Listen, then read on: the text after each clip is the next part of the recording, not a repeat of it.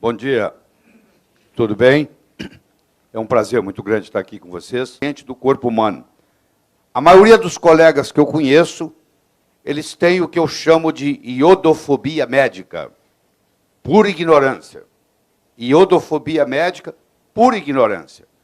Eu espero curar essa iodofobia de vocês aqui hoje. Aqui está o átomo do iodo, ele tem 53 prótons, 74 nêutrons, ele é um halógeno, ele é de uma família onde tem o flúor, tem o cromo, tem o bromo, o flúor, o cloro, o bromo, o iodo e o ástato. Então, eles são os 5 halógenos da tabela periódica. Primeira vez que se falou sobre iodo foi em 1811. Ele é chamado de iodo porque Gay-Lussac, o grande químico francês, chamou ele de iodo porque iodo em grego quer dizer roxo, e ele tem uma chama roxa. Em 1824, o médico suíço François Condé relacionou com bócio tiroidiano. Vocês vão ver que aqui começa a medicina ocidental. O doutor Jean-Baptiste descobriu que não havia bócio em trabalhadores em minas de prata, e aí a relação tem com a disponibilidade de iodo. E o uso de iodo para tratar bócio foi a primeira vez que um simples elemento, iodo, era usado para tratar uma doença específica, bócio. Assim nascia a medicina que nós praticamos. Assim nascia a medicina ocidental. Um remédio para uma doença, outro remédio para outra doença. Essa história toda começou em 1824 com o iodo usado no tratamento do bócio tiroidiano. Quando se fala de iodo, o médico tem a tendência de pensar que só a tireoide tem iodo. A tireoide tem 1/30 do iodo. A tireoide só tem 50 miligramas de iodo. E o corpo tem 1.500 miligramas de iodo. Você vê, falou em tireoide, falou em iodo, falou em tireoide. Não necessariamente. 20% do iodo está na pele, 32% está no músculo, 35% está no tecido adiposo. Então é muito importante você entender isso, porque a pessoa vai pensar assim, se você está tomando um hormônio tiroidiano, como o hormônio tiroidiano já tem iodo, que não há necessidade de fazer suplementação de iodo. É pelo contrário. Quem está tomando hormônio tiroidiano deve fazer suplementação com iodo, porque vai requerer muito mais iodo do corpo inteiro. Então, principalmente a tireoide, os ovários e as mamas na mulher, e a tireoide e a próstata no homem. Não é que são só essas, mas existe uma tendência do iodo a se acumular nos tecidos glandulares, principalmente a tireoide, a mamas, ovários e próstata. O que acontece? Quando a tireoide não tem iodo suficiente para trabalhar, no mecanismo de defesa, a tireoide aumenta de tamanho.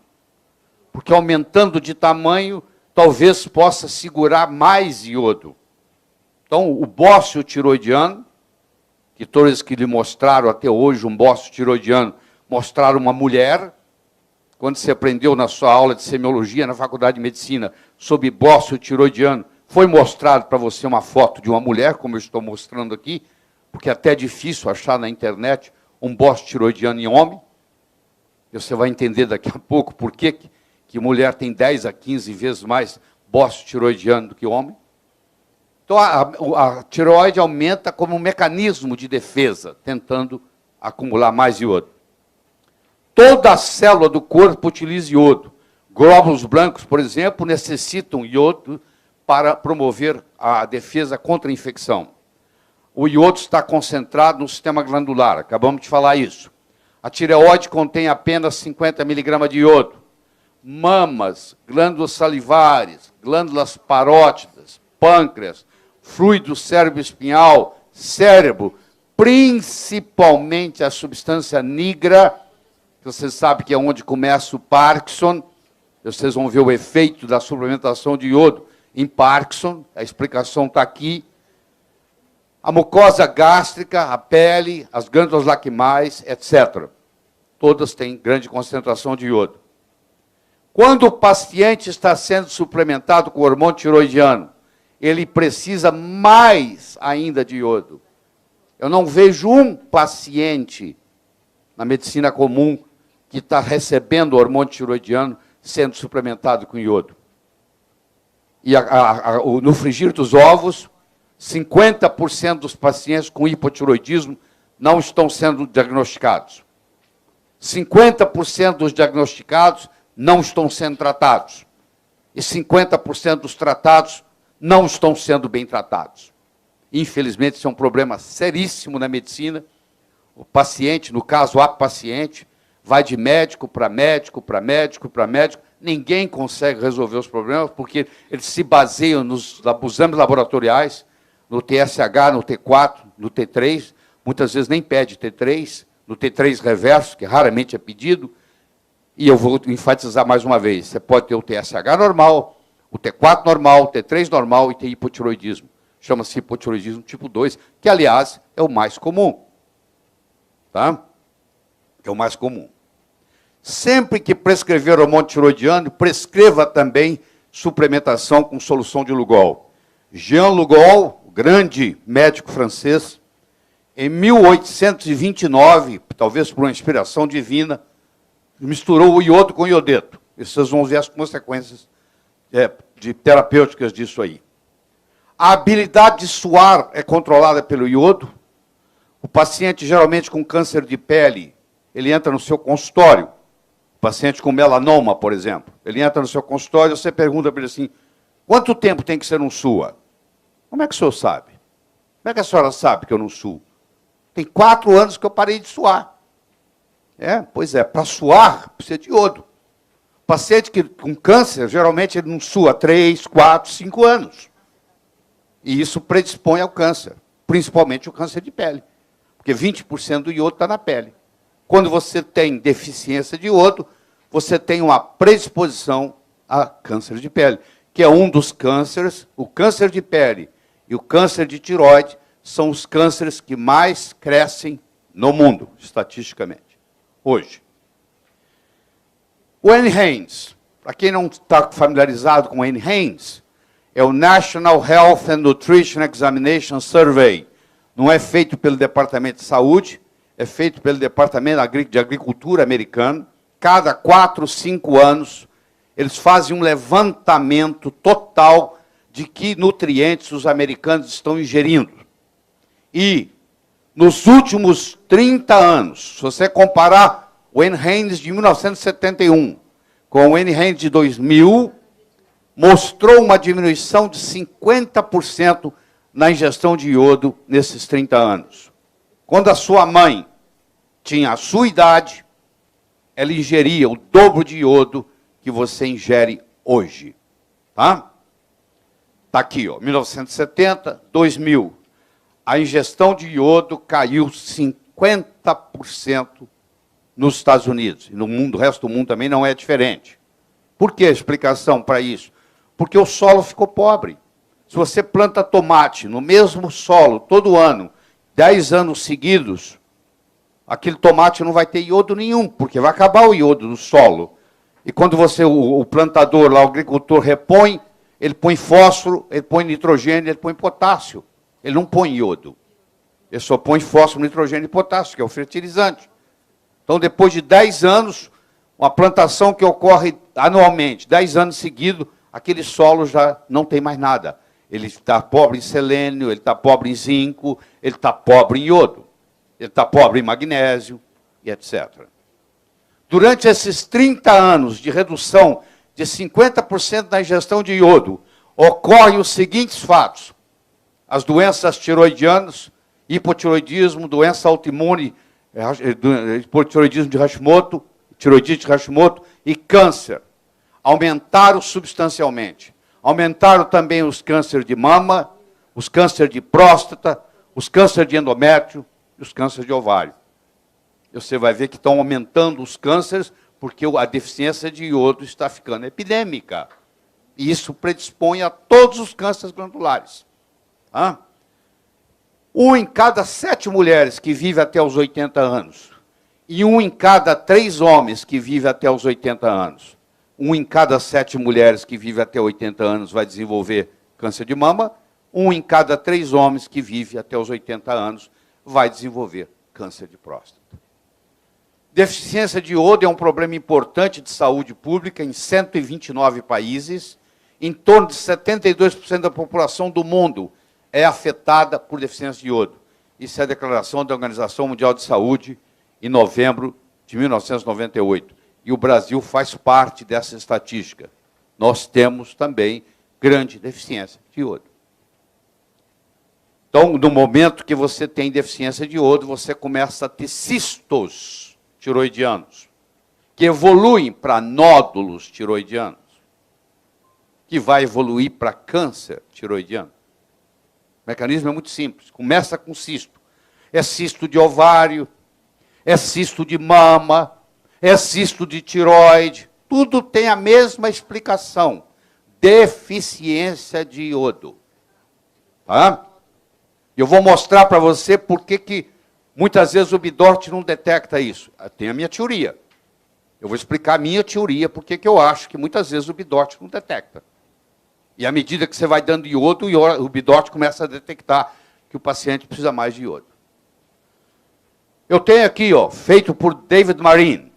Em 1917, ele deu 100 vezes a dose recomendada, ele deu 9 miligramas por dia, ele pegou o grupo controle, onde a incidência de bócio tiroidiano era de 22%, 495 de 2.305 pacientes tinham bócio, e esses pacientes agora, tratado com 9 miligramas de iodo, nenhum passou a ter bócio.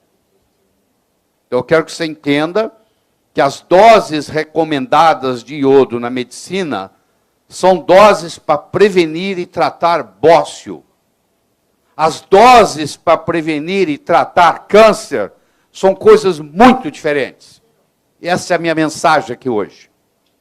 Você vai ver que quando você dá uma dose maior de iodo, você produz no corpo, principalmente na tireoide, nas outras glândulas, uma substância chamada delta-iodolactona, que é um agente apoptótico. Poucos são os agentes apoptóticos que causam apoptose de célula cancerígena.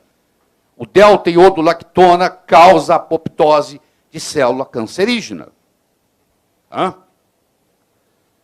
Então, você teve um aumento de 100 vezes na dose recomendada e um aumento na incidência de 100 vezes, diminuição na incidência de 100 vezes do bócio. Essas doses recomendadas, na minha opinião, não significam absolutamente nada. Elas foram feitas em 1941, antes da Segunda Guerra Mundial, sem nenhuma detecção. Naquela época não se media nada disso no sangue. É um grupo de burocratas que sentaram em volta de uma mesa e decidiram para o mundo quais seriam as doses ideais. E pior que nós acreditamos nelas. Sem nenhuma confirmação científica de nada. Quanto que você acha que deve dar de vitamina C por dia? Eu acho tanto. Vamos fazer uma média. Vamos votar. Não se media vitamina C em 1941. Não se media iodo em 1941. Como é que eu posso determinar uma dose recomendada por dia se eu não tinha nenhum parâmetro para medir? Era puramente um exercício intelectual feito numa sala em volta de uma mesa, sem nenhum significado clínico. Zero. Por volta do início do século XX, a incidência de bócio nos Estados Unidos, nos estados de Michigan e Ohio, era de 40%. Em 1924, o sal foi iodado. Foi acrescentado iodeto de potássio ao sal. E em 1928 havia uma redução de 75%. Em 1951 não existia mais bócio, uma redução de 100% nos casos. Foi extinguido o bócio tiroidiano nos estados de Michigan e Ohio com o sal iodado. O sal iodado, ele cumpre essa finalidade. Só essa finalidade, prevenção de bócio. Ele não cumpre as outras finalidades, que são muito mais importantes. Vou deixar bem claro isso. A biodisponibilidade do sal do iodeto de potássio no sal iodado é de 10%. E a dose é mínima, é de 77 microgramas por grama de sal. Só isso. Tá? Muito pouco. Hoje, recomenda-se que o adulto ingira 150 microgramas por dia de iodo, que a grávida, qual a mulher grávida que você lembra que o ginecologista pediu para ela aumentar a ingestão de iodo? Isso não acontece. 220 microgramas por dia, a lactente 290. Qual a lactente que você, com exceção da minha filha, que quando está amamentando os netos, eu faço ela tomar iodo, eu não vejo nenhum médico recomendando que a lactante tem que aumentar a concentração de iodo.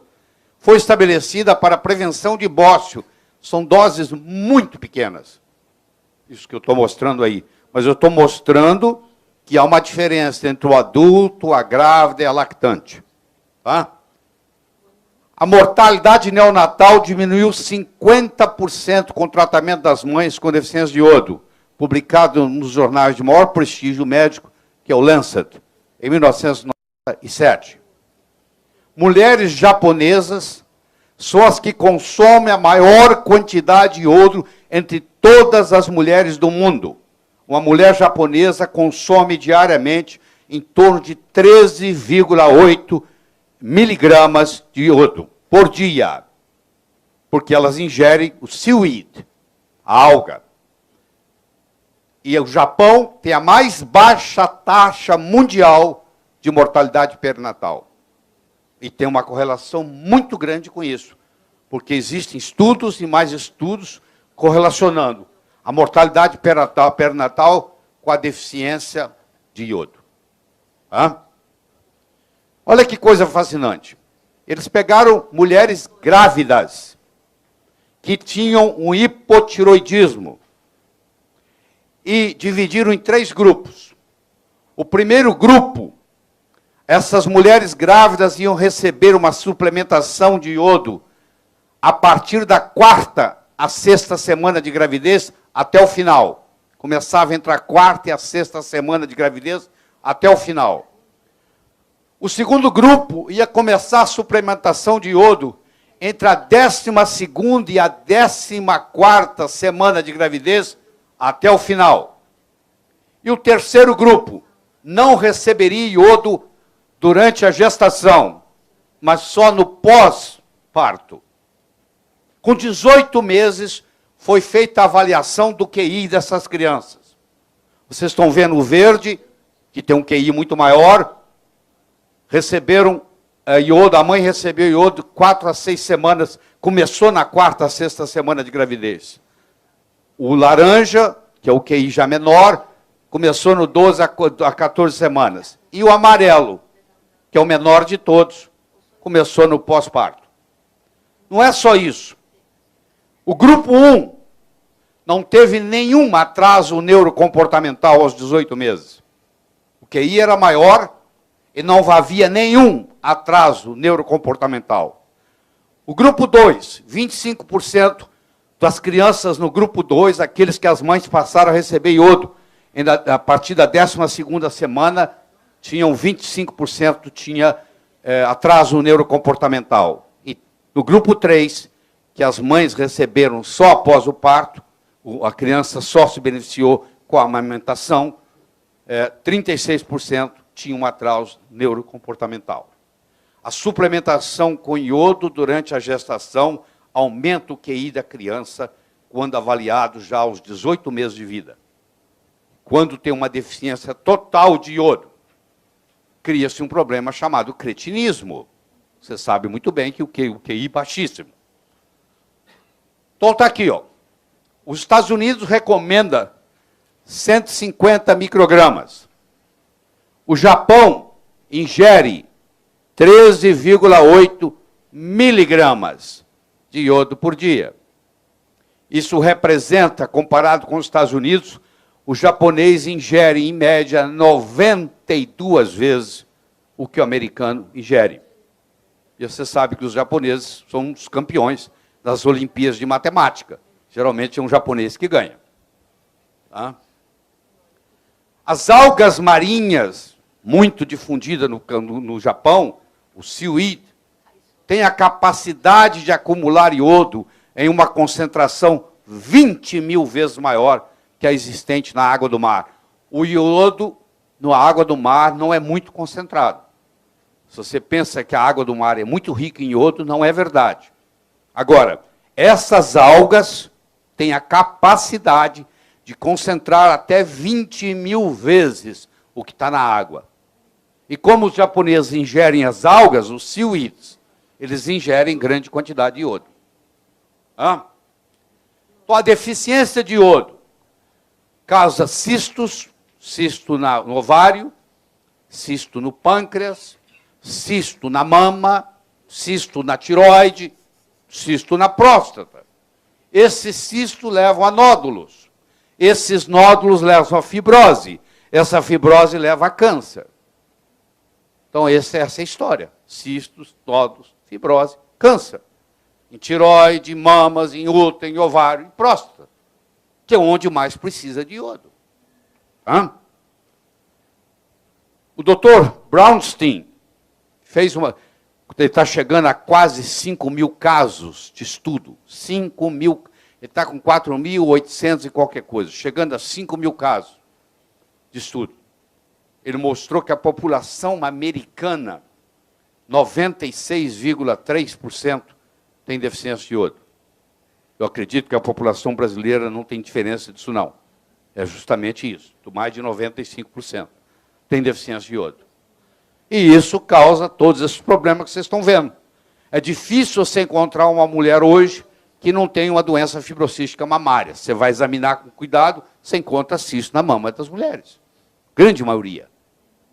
E aí, olha o problema que dá. Aí ela vai para a biópsia, ela acha que tem câncer. É toda uma problemática desnecessária. Isso podia ser prevenido ou tratado simplesmente com iodo. Nódulos tiroidianos benignos e malignos têm uma concentração diminuída de iodo quando comparado com o tecido normal. 56% no caso de nódulos benignos e 3% no iodo encontrado no tecido normal, no caso maligno. Ou seja, quanto menos iodo você tem no nódulo, mais malignidade ele vai desenvolver. Nos nódulos tiroidianos benignos, há uma diminuição de 50% com relação ao tecido normal, e no nódulo maligno tiroidiano, só 3% do nódulo, só 3% do iodo comparado com o tecido tiroidiano normal. Tratamento e cura de doença fibrocística da mama, John Myers, 1976. Passar na vagina e no colo do útero um cotonete embebido em solução de iodo a 2% ou Lugol a 5%. Em seguida, injetar endovenosamente magnésio sulfato 2 gramas com 200 mg de vitamina B6. Repetir o procedimento semanalmente até desaparecimento total do cisto. Mais de 50% dos casos some na primeira aplicação. Em 40 minutos, a mulher não tem mais cisto de mama. A mulher vai dizendo para o doutor, doutor, os meus cistos estão desaparecendo. Isso na mesa obstétrica. 40 minutos, a maioria some, não tem nada. Isso foi publicado pelo John Myers, está aqui a publicação original dele, em 1976. E aqui está, ó, funciona todas as vezes. Olha que coisa simples, ao invés de ficar fazendo biópsia e não sei o quê, simplesmente você aplica iodo no colo do útero, ou você aplica iodo oral. Espera, aqui no Brasil, eu ensino os meus alunos, eles fazem iodo oral e vão acabando com as doenças fibrocísticas da mama dos pacientes. A contratura de Dupuytren. Você deve conhecer brasileiros que têm isso. Inclusive, pessoas famosas, aí, pianistas e etc. Será que lembraram de dar para ele iodo? Pois é, essa contratura aí, que eles operam, não sei o quê, isso é deficiência de iodo. É só dar iodo que isso aí acaba. E a doença de Peyronie? Quantos casos você já viu de doença de Peyronie? Que hoje está mais frequente ainda. Você imagina uma situação dessa, esse indivíduo está com pênis ereto, olha que situação, e o cara, muitos suicidam, por quê? Por deficiência de iodo. Isso aí você cura com iodo, testosterona e ozônio. É uma trilogia. Iodo, testosterona e ozônio, porque o ozônio tem que tratar a fibrose, porque aí ficou uma fibrose. Não adianta fazer cirurgia, não adianta esticar o pênis, não adianta pôr peso, não resolve nada. O problema é metabólico, é deficiência de iodo. Deficiência de selênio predispõe ao câncer, aumenta 5,8 vezes. A suplementação com selênio diminui a incidência de câncer de pulmão em 48%, de próstata em 63% e de colo retal em 58%, publicado no JAMA. A história não se resume somente à deficiência de iodo. Quero enfatizar o seguinte: se o único instrumento que você tem é um martelo, todo problema você pensa que é prego. Eu não estou querendo dizer que é só iodo. Eu estou mostrando, porque a aula é sobre iodo. Mas existem outros minerais que também estão faltando no solo, como é o caso do selênio. Outra vez eu enfatizo para você, se você tiver a oportunidade, adquira esse livro, baixa ele está na forma de e-book, e leia sobre câncer de mama e deficiência de iodo, que vai melhorar muito o seu consultório. O iodo tira a imortalidade das células cancerígenas, fazendo com que elas voltem a ter apoptose. E eu vou explicar para você um mecanismo como isso ocorre. Tá bom? As taxas de sobrevivência das vítimas de câncer de mama são virtualmente as mesmas nos últimos 70 anos, mesmo com o uso de mamograma, cirurgia, quimio e rádio. O que está acontecendo? Não melhorou em nada o outcome, o resultado de tratamento de câncer de mama nos últimos 70 anos. Está se fazendo o diagnóstico mais cedo. A pessoa fica mais tempo com câncer, só isso. Os diagnósticos são mais prematuros. E, consequentemente, a pessoa fica mais tempo com câncer. Por isso que aumentou a sobrevida. Porque o diagnóstico está sendo feito mais prematuramente. Só isso. E a pessoa dá a impressão, não, nós melhoramos, porque agora a sobrevivência é maior. Não é maior a sobrevivência. O diagnóstico está mais prematuro. É só isso. Porque se você analisar estatisticamente, como foi analisado pelo Cancer Statistics, você vai mostrar que nos últimos 70 anos não houve mudança na mortalidade. Nada. Progresso nenhum. A iodofobia, o Guy Abraham, que morreu caindo da bicicleta, está aí. Isso é uma citação dele. É provavelmente o indivíduo que mais estudou iodo no mundo. Ele era um professor da Universidade de San Diego, na Califórnia. Ele dedicou a vida dele toda a iodo. Ele que criou o teste para medir o iodo na urina. O que é iodofobia médica? É um medo injustificável de fazer uso de iodo e iodeto inorgânico, não radioativo, dentro de uma dose que é sabido ser extremamente segura e eficaz no tratamento de sintomas e sinais de deficiência de iodo e iodeto. Então, nós temos uma iodofobia médica. Você tem. Você pode não estar a par dela. Mas na sua faculdade de medicina, o seu professor lá, coitado, erradamente falou, cuidado com o iodo. O iodo pode destruir a tireoide. Iodo que destrói tireoide é iodo orgânico. Eu estou falando de iodo inorgânico. Iodo orgânico é o iodo que você encontra no contraste. Faz 3 radiografias contrastadas no mês, para você ver. As lesões que você vai ter na tua tireoide. Pode ser irreversível. Tem pessoas aí que estão com hipotiroidismo por repetir radiografias contrastadas, porque o contraste tem iodo orgânico. Faça uso de amiodarone, que é um antiarrítmico potente, que também tem iodo e é orgânico e destrói a tireoide. Como o amiodarone destrói a tireoide, como o contraste destrói a tireoide, como eles têm iodo, papagaio come milho e periquito leva fama. Ah, não, então iodo é perigoso. Aquilo é iodo orgânico. Eu estou conversando sobre iodo inorgânico, não radioativo. Você vai dizer assim, se você conversar com um colega que tem iodofobia, ele vai citar para você Wolff-Chaikoff. E o fenômeno do Wolff-Chaikoff? Primeiro que o Wolff-Chaikoff fez um estudo em rato, não foi em gente. Segundo, que é bad science, porque ele não mediu os hormônios. Ele simplesmente mostrou que depois de um certo tempo a tireoide para de captar iodo, porque satura. Isso aqui é apenas um fenômeno de saturação, não tem mais nada.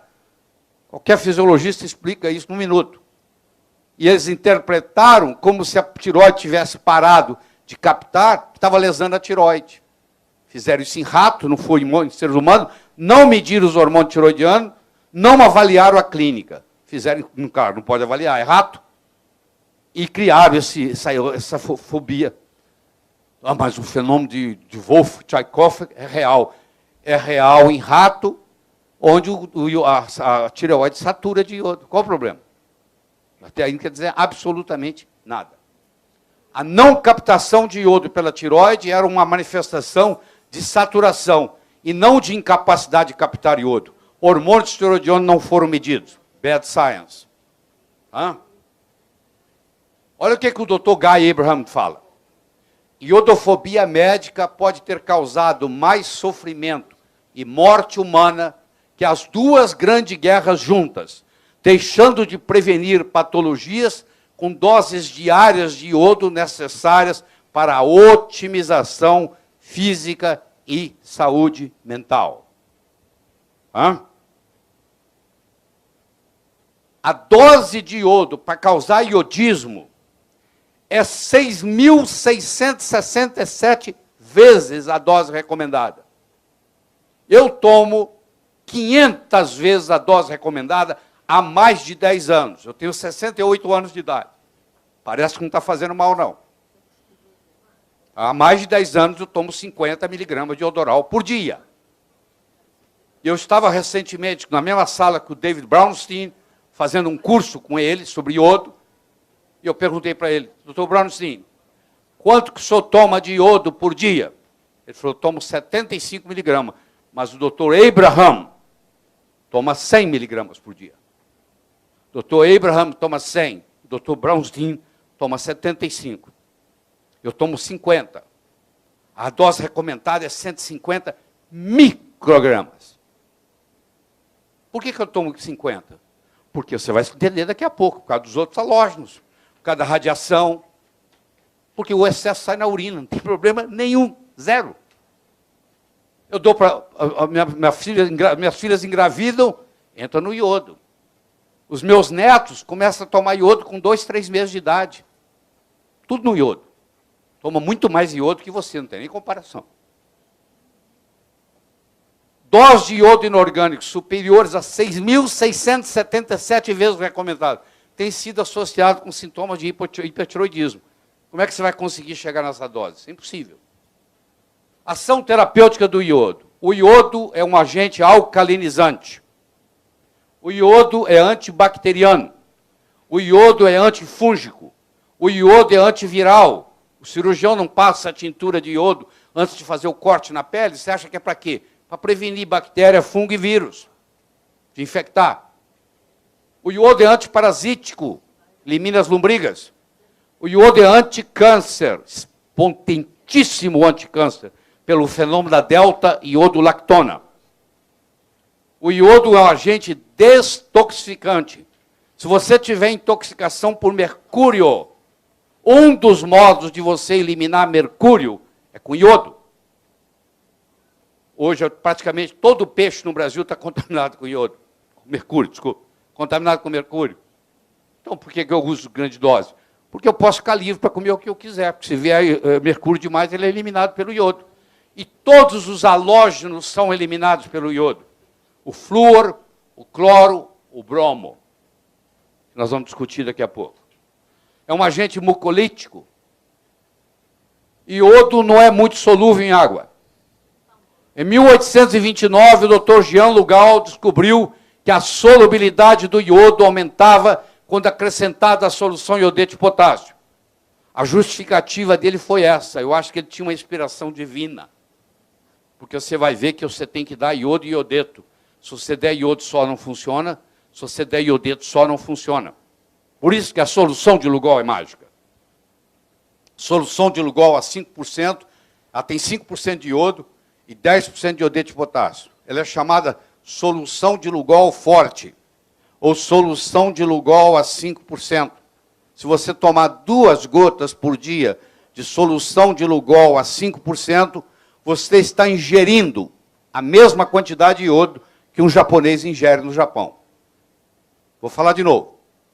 Se você fizer 2 gotas por dia de solução de Lugol a 5%, você está ingerindo a mesma quantidade de iodo que um japonês ingere no Japão. em torno de 13 miligramas. Eles ingerem 3,8 miligramas. 2 gotas de solução de Lugol a 5% contém 5 miligramas de iodo e 10 miligramas de iodeto. Agora vem o fascinante. Isso aqui é fascinante. Por que que quando você vai numa área onde tem bócio endêmico, se você pegar crianças de 8 anos de idade, meninos e meninas de 8 anos de idade, eles têm a mesma incidência de bócio. Quando eu pego jovens adolescentes de 15 anos, as meninas têm 10 vezes mais bócio do que os meninos. Por que que aos 8 anos a incidência é a mesma, mas quando chega aos 15 anos, a incidência aumenta 10 vezes na mulher? Porque a mulher cresce mama. E a mama puxa iodo. Já está baixo o iodo. A mama agora requer iodo, demanda iodo. A tireoide tem menos iodo ainda. Aí desenvolve o bócio. Por isso que o bócio tiroidiano é 10 vezes mais comum na mulher do que no homem. Por isso que quando você fez o seu curso de medicina, na aula de semiologia, o professor te mostrou o retrato de uma mulher com bócio, e não um homem com bócio. Olha só, meus amigos, a tireoide não usa iodo. A tireoide usa iodeto. Muita gente não sabe dessa diferença e dá iodo. E fala assim, a aula aí fala muito bonito, mas na hora da prática não funciona. Eu estou dando e não mudou nada. Querido, você está dando iodo. Para a tireoide você tem que dar iodeto. A tireoide não trabalha com iodo. A tireoide trabalha com iodeto. A pele não trabalha com iodo. A pele trabalha com iodeto. As glândulas salivares trabalham com iodeto. O esôfago trabalha com iodo. Deficiência de iodo, câncer de esôfago. O estômago trabalha com iodo. Deficiência de iodo, câncer de estômago. A próstata trabalha com iodo. A mama, vocês estão vendo aqui, eu peguei mamas no plural, eu pus as primeiras 3 letras em branco, as 2 outras em amarelo. Ela trabalha com iodo e iodeto, mais iodo do que iodeto. Mas ela trabalha com os dois. Então, para eu atingir tudo isso, para eu atingir a tireoide, a pele, as glândulas salivares, a próstata, o estômago, o esôfago e as mamas, eu tenho que trabalhar com a solução de Lugol. Porque a solução de Lugol já me dá o iodo e o iodeto juntos. E tem que ser inorgânico, que já é. Então, o grande truque é esse, é inorgânico. Isso é que os médicos não entendem. Quando um médico colega seu falar que iodo destrói tireoide, você fala iodo orgânico. Eu estou falando de iodo inorgânico. A tireoide, a mama, a pele e as glândulas salivares usam iodeto. A mama usa também iodo, mais que iodeto. Então, para guardar isso aqui, ó, a tireoide usa iodeto, o estômago usa iodo, a mama usa os dois. Isso é uma descoberta fantástica que o Dr. Guy Abraham fez durante a vida. Um detalhezinho que faz toda a diferença, que faz a diferença. Isso se você adquirir na Amazon.com, isso aqui é uma solução de Lugol a 5%, está vendo aqui? Ó, a 5%, é chamada solução de Lugol forte, 2 gotinhas dessa, meio copo d'água por dia. Você está fazendo a mesma coisa que os japoneses fazem comendo seaweed. Ou você pode mandar manipular no Brasil em qualquer farmácia de manipulação, contanto que a pessoa entenda o que é a solução de Lugol a 5%. Se ela não entender, você tem que explicar para ela. Bom, a solução de Lugol a 5%, também chamada solução forte Lugol, quando você fizer uma farmácia que eles não têm experiência, você receita assim, ó, iodeto ressublimado, iodo ressublimado 50. Eu sei que você já esqueceu o que é ressublimação, mas você estudou isso na bioquímica. Ressublimação é quando passa do estado líquido, do estado sólido para o estado gasoso, sem passar pelo estado líquido. Uma substância que tem a habilidade de passar do estado sólido para o estado gasoso, sem passar pelo estado líquido, isso se chama ressublimação. Então, o iodo é ressublimado. O iodeto de potássio, 100 miligramas. Água purificada, quantidade suficiente para, QSP 1 ml, mandar um frasco de 10 ml e fazer 2 a 3 gotas todos os dias.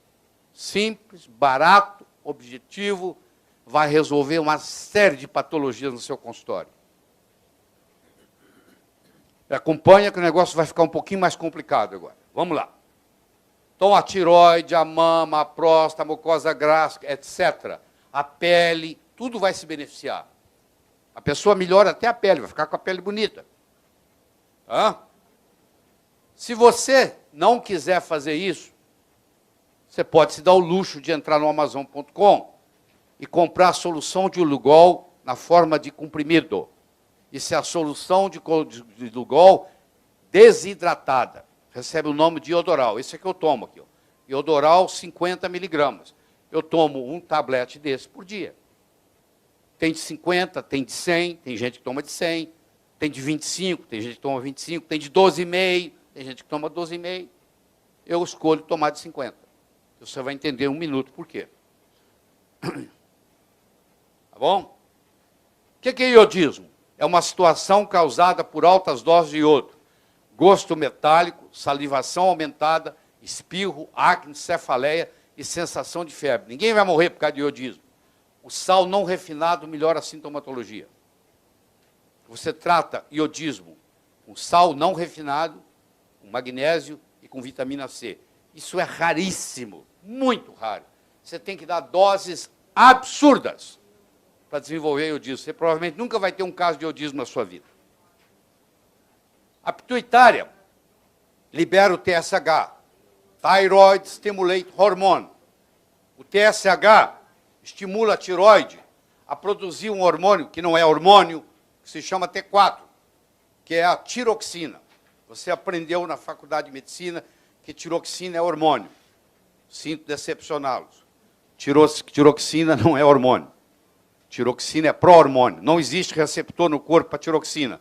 A tiroxina tem que virar triiodtironina para ser hormônio. 50% ou mais dos pacientes que estão tomando Sintroid, que estão tomando T4, T4 não está virando T3. Anticoncepcional não deixa T4 virar T3. Bloqueador de cálcio não deixa T4 virar T3. Beta-bloqueador não deixa T4 virar T3. Cortisol elevado não deixa T4 virar T3. Estatina não deixa T4 virar T3. Então, a maioria das pessoas tomando T4, infelizmente, não está virando T3. E quando o T4 não vira T3, ele vira o hormônio da hibernação, que é o T3 reverso. E a pessoa engorda. Hã? Deixa eu introduzir o conceito de Symporter. Aqui vem por que eu acho que o Bidort não funciona aqui. Presta atenção, porque essa é a minha teoria. Eu não sei se eu estou certo, mas essa é a minha teoria para vocês que trabalham com o Bidort. Eu acho que o Bidort não funciona aqui pelo seguinte. Nós estamos com Symporters para iodo entupidos. O Symporter chama Natron Iodine Symporter. É chamado de NIS. O NIS faz o iodeto entrar na célula junto com sódio. Infelizmente, ele hoje está entupido na maioria das vezes. Como ele está entupido, você faz o Bidort fala que você não está precisando de iodo, porque não tem onde o iodo ir, porque o Symporter está bloqueado, está quebrado. Um carro que está quebrado não precisa de gasolina. Então, acusa que não precisa de iodo. Você começa a dar iodo, o Symporter começa a desentupir. E aí você vai ver que logo nas consultas seguintes, o Bidort começa a dar que precisa de iodo. E a minha teoria está aqui, pelo Symporter. Vocês vão testar e depois vão me dar feedback. Bom? Então, quando você aumenta o fluxo de iodo, porque você desentope o Symporter. O iodo que eu estou falando aqui é iodeto, tá bom? Iodo genericamente falando. Eu aumento o Symporter. Agora presta atenção. Isso é muito importante que eu vou falar. Quando você começa a desentupir o Symporter estimula o TSH. A pessoa o médico menos avisado vai dizer assim, eu não gosto de usar iodo, porque o iodo destrói a tireoide. E eu provo para você que ele destrói a tireoide, porque ele aumenta o TSH. Eu digo, quanto mais aumentar o TSH depois do iodo, mais se importa que está sendo desentupido. Quanto mais você precisar de iodo, mais o teu TSH vai subir. É o contrário, está mostrando que está funcionando. Mas quem não entende de se importa, não consegue acompanhar isso. Ah, você está destruindo o tireoide do meu paciente, que o TSH está lá no alto. Depois que você começa a suplementação com iodo, iodeto, Lugol, TSH deixa de ser parâmetro. Você tem que esquecer o TSH, não vale nada. Tá bom? Porque o Symporter aberto estimula TSH. TSH pode ficar aumentado por 6 meses após o início da suplementação com iodo. O Symporter aberto estimula o TSH. Isso é fundamental para você conversar com os endocrinologistas. Quando eles falarem para você que iodo destrói tireoide. Você vai ver que a sintomatologia é outra. O paciente está melhor, está saudável, emagreceu, está se sentindo bem, tem energia para tudo. É totalmente diferente. O que é um Symporter? Você tem que entender primeiro o que é um uniporter, o que é um antiporter, e aí você vai entender o que é um Symporter. O antiporter você conhece. A bomba sódio-potássio é um antiporter. Aqui, ó, bomba sódio-potássio, ó. Sai um, entra outro. Isso, o potássio sai, o sódio entra. Isso chama antiporter. Quando você tem uma corrente iônica onde só entra um, chama uniporter. Nós estamos conversando de um Symporter. O que é um Symporter? Entra uma molécula de sódio e uma molécula de iodeto. Por isso que chama NIS. Sodium Iodine Symporter. Eu vou desentupir o NIS. Como é que eu desentupo o NIS? Com iodo. À medida que eu vou aumentando o meu gradiente de iodeto, eu vou desentupindo o Symporter. O Symporter geralmente está entupido com mercúrio. Mercúrio é um grande entupidor de Symporter. Você pega um paciente que vai para Pantanal e come jacaré a semana inteira. Come patê de jacaré no café da manhã, carne de jacaré no almoço, carne de jacaré no jantar, ele volta, você mede o TSH dele, está 30. Ele foi com TSH 2, voltou com TSH 30. Já vi casos assim. Ou vai para a Colômbia, ou vai para a Turquia, come peixe a semana inteira, volta com TSH 30. Intoxicou com mercúrio. Tá? Mercúrio entupiu o Symporter. E o que você tira? Como é que você desentope um Symporter? Com iodo. Vamos entender isso aqui. Presta atenção. Se você não entender isso aqui, você não entende o resto. Eu tenho aqui uma célula folicular na tireoide. Eu tenho aqui o iodeto. Tireoide não aceita iodo. Tireoide só aceita iodeto. O iodeto passa por uma proteína chamada pendrina. Você depois vai estudar o que é pendrina. Eu não tenho tempo para entrar em detalhes aqui. Ele passa pela pendrina. Ele vai sofrer 2 reações. Uma delas chama-se oxidação. Isso tem que ocorrer dentro da célula folicular. O iodeto vai virar iodo. Eu não posso dar iodo. Iodo não entra.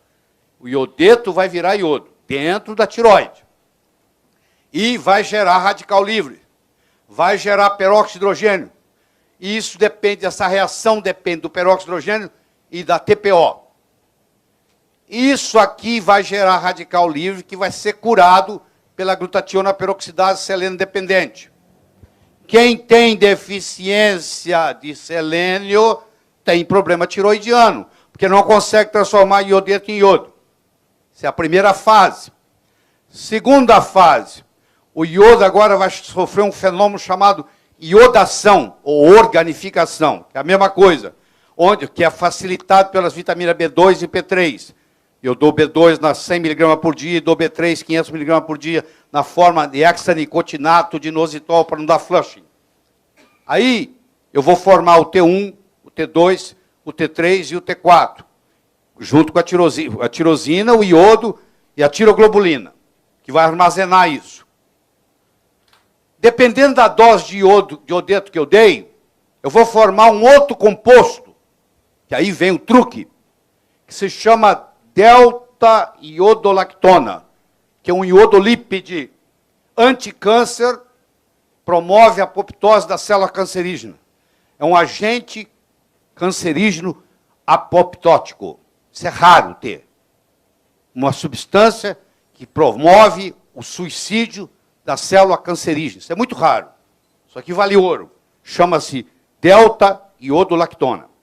Só que o delta-iodolactona só funciona se eu der 100 vezes o que o Brasil recomenda, que é o que o japonês ingere. Interessante. É o que o japonês ingere. Quer dizer, na dose que o japonês ingere iodo por dia, o japonês está ativando a delta-iodolactona. Nós, brasileiros, não estamos. Os americanos, não estamos. Então, o câncer de mama, o câncer de ovário, o câncer de próstata, o câncer de tireoide, o câncer de pele, aumenta. Continua aumentando. Hã? Aqui. O delta-iodolactona faz a apoptose das células cancerígenas. 55 minutos. Tem mais 5 minutos.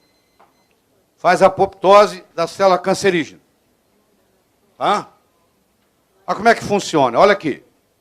Aqui está o Symporter sódio, potássio, sódio, iodo. Entra o iodo, entra o sódio. O iodo entra, ele passa pela pendrina, está vendo a pendrina aqui? Ele cai nessa área aqui do colóide do folículo. Aqui é o colóide do folículo. Ele sofre o fenômeno de oxidação, ele vira iodo ao invés de ser iodeto. Ele entra em iodeto, passa pela pendrina em iodeto, vira iodo, está vendo? Iodeto é negativo, iodo é neutro, está vendo lá?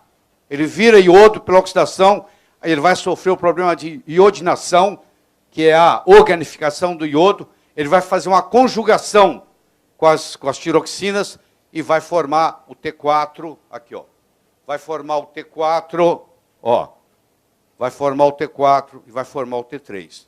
A tiroxina, a triotironina. Esse é o mecanismo. Aqui está a molécula do iodo. Se você olhar na tabela periódica, ele faz parte dos halógenos. É o flúor, o cloro, o bromo, o iodo e o ástato. Ástato. Está aqui a tabela periódica, lá, flúor, cloro, bromo, iodo, ástato. Agora deixa eu lhe dar algumas surpresas. O flúor é o mais bully dele todos, é o mais valentão. Existe uma lei chamada lei dos halógenos.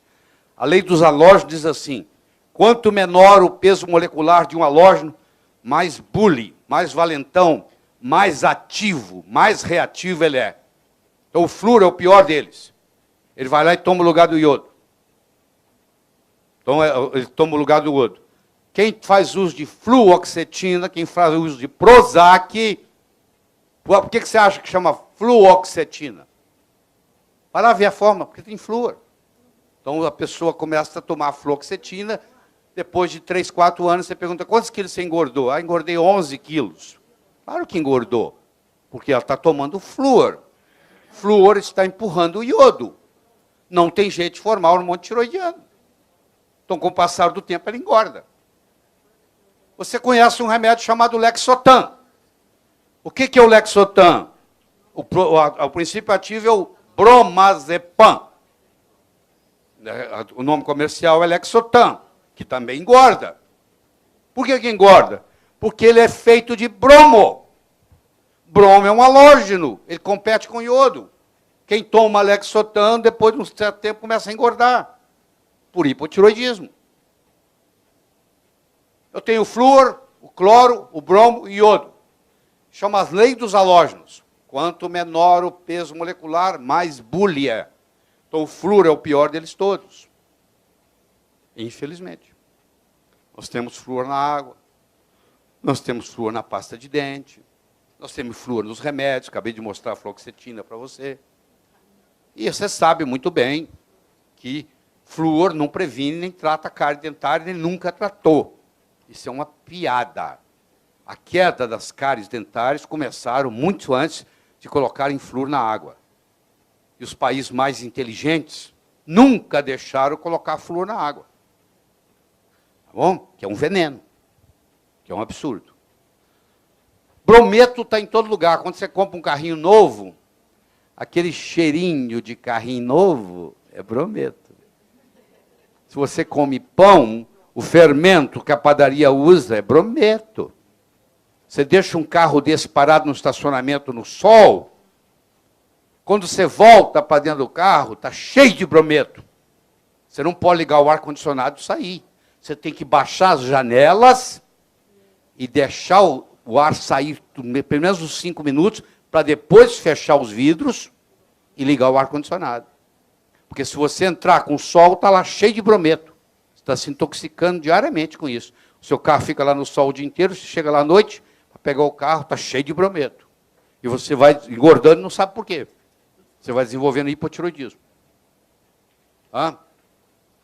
A quantidade de bromo aumentou 10 vezes no leite materno na última década. 10 vezes. Ou seja, intoxicação por bromo é epidêmica. Intoxicação por flúor é epidêmica. Intoxicação por cloro é epidêmica. Você tem cloro na água, você tem cloro na piscina. Você tem cloro na sauna úmida. Não faça sauna úmida no Brasil. Porque quando você esquenta o cloro, ele vira um gás venenoso. Então, a sala úmida é um lugar de veneno, de gás venenoso de cloro. Faça sauna seca, não úmida. Para fazer sauna úmida, a água tem que ser tratada com ozônio. Não pode ser tratada com cloro. Desintoxicação de bromo é atingida através da suplementação de iodo, mais sal não refinado. A reação de Hersheimer, você já ouviu falar nisso, claro. A reação de Hersheimer, tem gente que vai tomar iodo e vai passar mal. Não tem nada a ver com iodo. Quem estiver tomando iodo e começa a passar mal, é porque essa pessoa tem uma intoxicação muito séria por flúor, por cloro, por bromo ou por mercúrio. E ela tem uma reação chamada Hersheimer, onde isso sai do tecido, vai para o sangue e vai para o cérebro. E a pessoa passa mal. Para você prevenir a reação de Hersheimer, você usa sal não refinado, você usa magnésio, você usa vitamina C. Você previne e trata Hersheimer. Se você vai dar iodo para uma pessoa que você acha que está muito intoxicada, profilaticamente você faz isso aí. Eu espero que você se sinta curado da iodofobia médica. Tá? Os seus pacientes irão agradecer, e muito.